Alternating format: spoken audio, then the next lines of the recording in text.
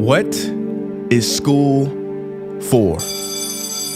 Feel free to call me slow, but I spent 16 years going to school, and I still don't know. When I finished, I didn't know how to do my own taxes, purchase a home, or apply for a loan. I didn't know a thing about investments, building credit, or getting a job. I graduated at the top of my class, and what did I have? This fancy diploma to sit at home with my mom. But luckily, they did teach me some important skills like factoring trinomials and how mitochondria is the powerhouse of the cell. I'm so happy I remember the Pythagorean theorem, because it helped me a lot. Okay, I'm lying. Let me stop. Because all the stuff they taught me, truthfully, I forgot. Mom, remember when you would ask me, what did you learn in school today? And I would say, nothing much. I wasn't being modest. The truth about it, Mom, is I had already forgotten. And it's not just me. Millions of students sing the same song. How many of you guys avoid eye contact with the teacher to try not to get caught upon? Afraid to raise your hand for fear of being wrong, which proves that school isn't an environment for learning or building up the intellect. It's just a game you play for grades and how many A's you can collect. But I guess what do you expect when the most commonly asked question in class is this gonna be on the test? Is this gonna be on the test? See, if school put learning instead of testing and memorizing as the top standard, then the letter F would not stand for failure. It would stand for find another answer. And if school was really interested in our personal and academic success, students would wake up later, have more freedom and homework, a lot less. And that's not my opinion. This conclusion has been scientifically tested and proven. And any teacher that doesn't believe me, feel free to check my works cited page to inspect. Oh, and I did it in MLA format because I know that's all you will accept. See, students would get more benefit from an extra hour of sleep than putting them through the torture of an extra essay, reading 150 pages, doing problems 1 through 60 on the worksheet, and having 3 projects due by the end of the week. Not only is it pointless pain, but it's also dim-witted, because we get so much work, but they don't teach the time management skills to deal with it. See, in school, we are controlled by bells. We have to learn in rooms with the feng shui of a prison cell. We have to ask permission to relieve bodily functions, but not before the teacher asks a million questions like, why didn't you go before class? I'm sorry, my bladder is kind of on its own schedule and it's not always timely. See, teachers always say, use your time wisely. But that never made sense to me. Because these 6 cruel hours of our lives we call school might literally be the worst use of time management ever in history. Think about it, the traditional teaching method is foolish.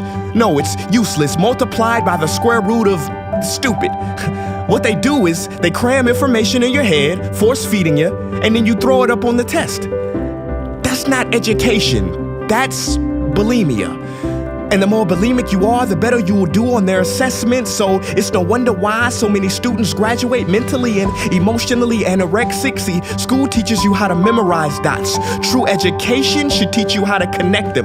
True education teaches you how to catch a fish. School teaches you, yeah, you caught the fish, but you didn't show your work, so it doesn't count. Throw it back. I'm just asking, what is school for? It's not education, that's just not true.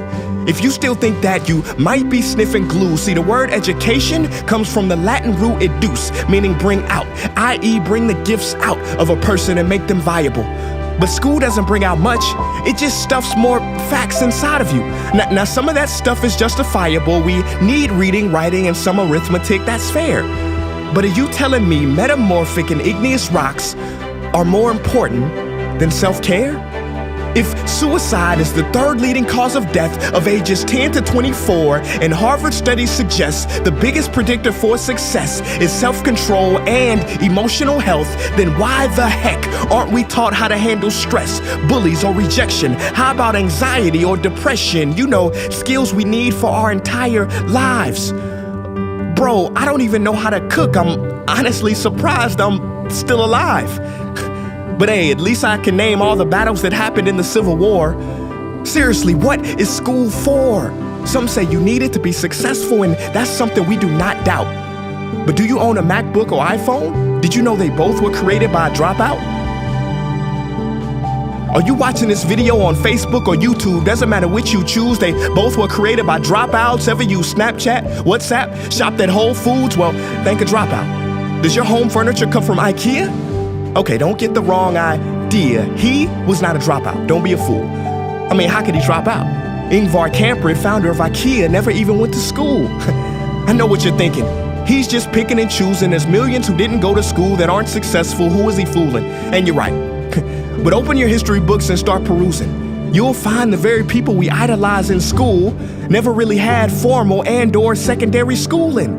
I'm talking George Washington, Abe Lincoln. America's best presidents had zero school between them. Ben Franklin, Thomas Edison, shall I proceed? Ernest Hemingway, Mark Twain, Teddy Roosevelt, Margaret Mead. Now please, I'm not saying drop out, because some schools are great and many teachers are rare treasures.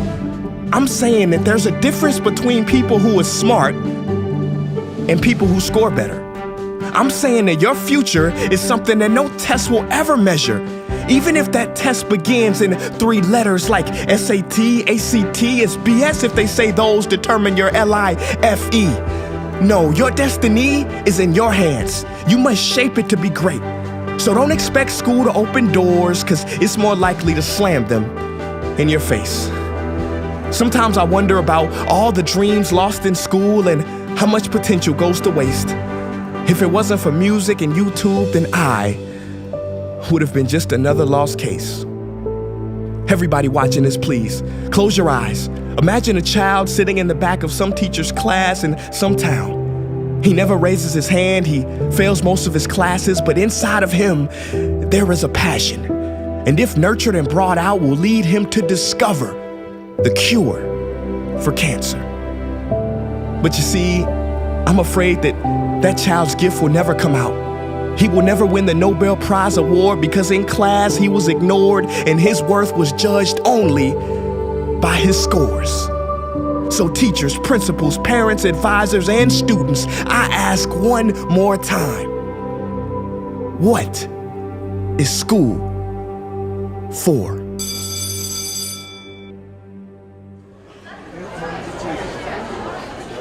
Hey guys, what's up? My name is Prince EA, and I want to thank you for watching that video. And now, I just have one question left. What is school for? Don't you think it's time that we answer this question together? If you are a teacher, a parent, or a student, I urge you to check out the Innovation Playlist. What is the playlist? It is a program that any school can try for free. It's based on the best practices from educators around the world, and through its small steps, it can lead to big changes in your school. Go to innovationplaylist.org to learn more. Peace.